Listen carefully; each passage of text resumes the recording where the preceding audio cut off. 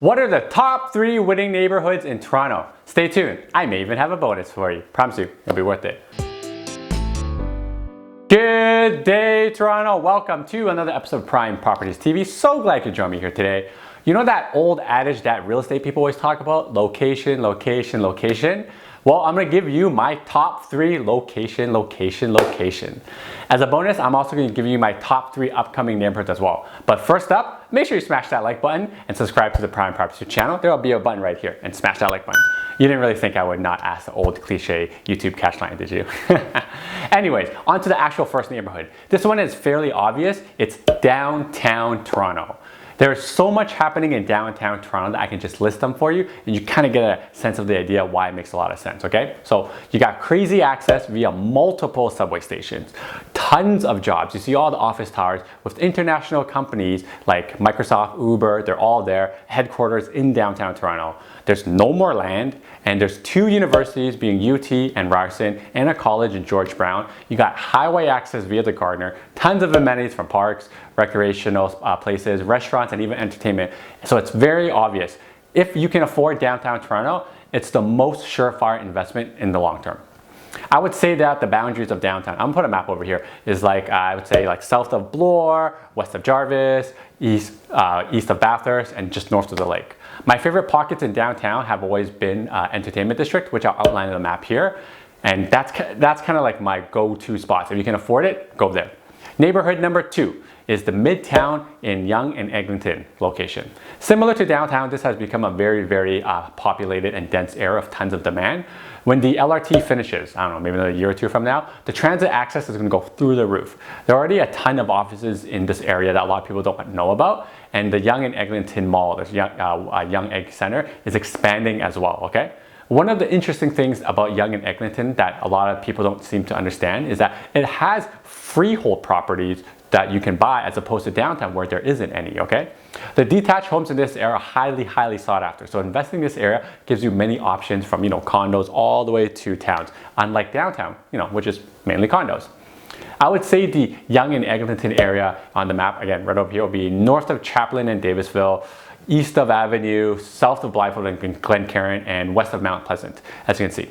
The third and final winning neighborhood, in my opinion, is the Yonge and Sheppard area. I've always been very fond of the Yonge and Sheppard area, even before it's become what it is, because you have easy access to the 401, you have tons of office in that area, even more than Yonge and Eglinton, and some of the nicest houses in the Willowdale pocket, okay? The amenities are also super well developed, and you also have double subway access on the Yonge line and on the Purple Sheppard line.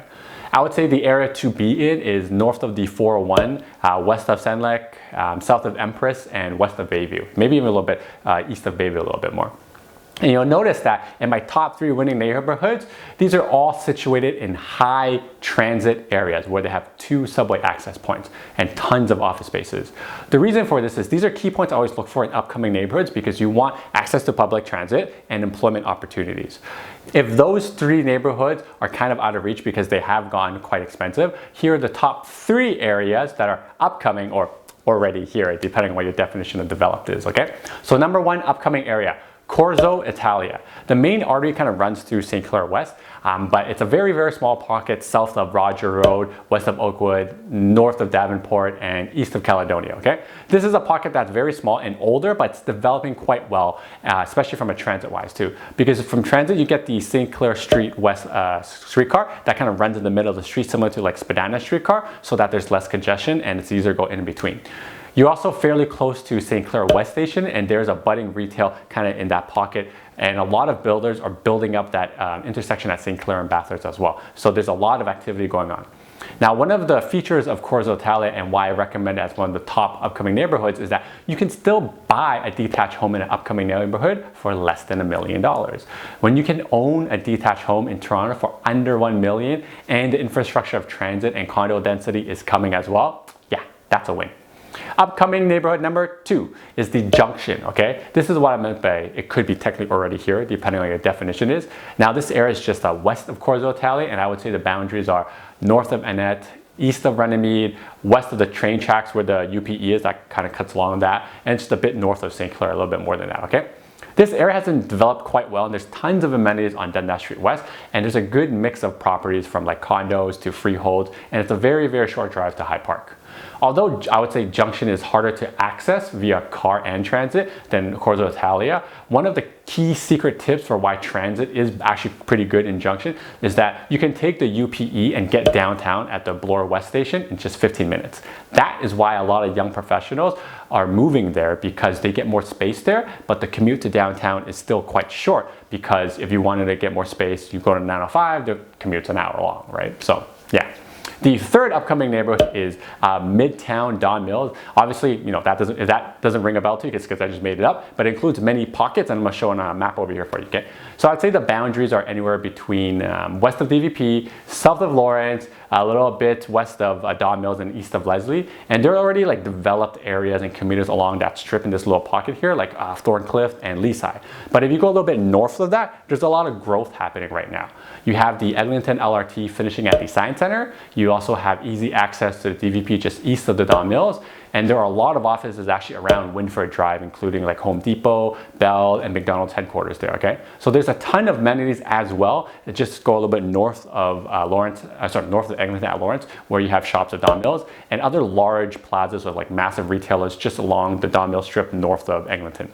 So density is coming up very, very strong in the Eglinton and Don Mills area, and you can still kind of get a freehold property in this area in certain pockets for less than $1 million right now. So value. So those are my top 3 developed neighborhoods and top 3 upcoming neighborhoods. If you're looking to buy into one of these upcoming neighborhoods or one of the 6 I just mentioned, make sure you give me a call. I'll leave my contacts in the description below, okay? Until next time, your move, your future. See ya. Now that you're done watching this one, how about this one? Oh, you know what? This one's good too. Ooh, this one's really good. You know what? Just watch the most.